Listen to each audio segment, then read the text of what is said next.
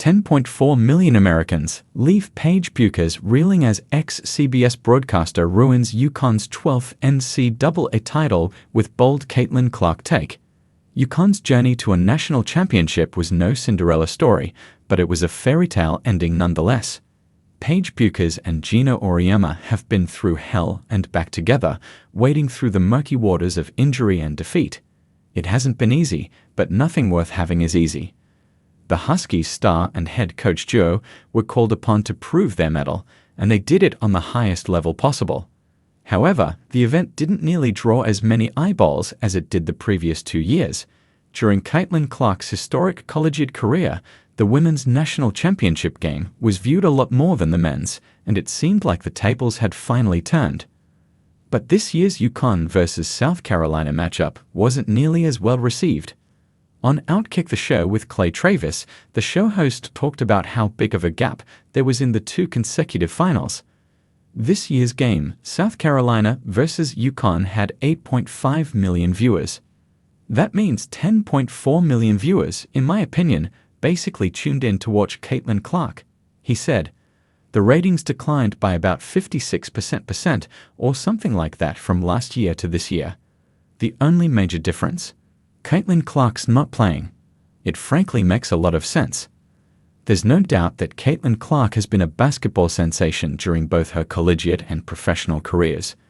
The Iowa alum revolutionized the women's game, for the lack of a better word, and was a major driving factor behind the meteoric rise of the sport. However, some critics tried to paint a racial picture instead, pointing at the rivalry dynamics between CC and Angel Reese. Travis, however, had a peace of mind ready for those particular critics. "I think it is very hard to argue that race is the reason why Caitlin Clark is popular. Otherwise, Paige Bueckers would be just as popular as Caitlin Clark is." He talked about how 10.4 million people showed up to watch CC and didn't return to see Paige Bueckers in the finals this year, even though the Husky star is white as well. After a long uproar regarding Caitlin Clark and her popularity being influenced by race, this year's NCAA finals proved all the haters wrong.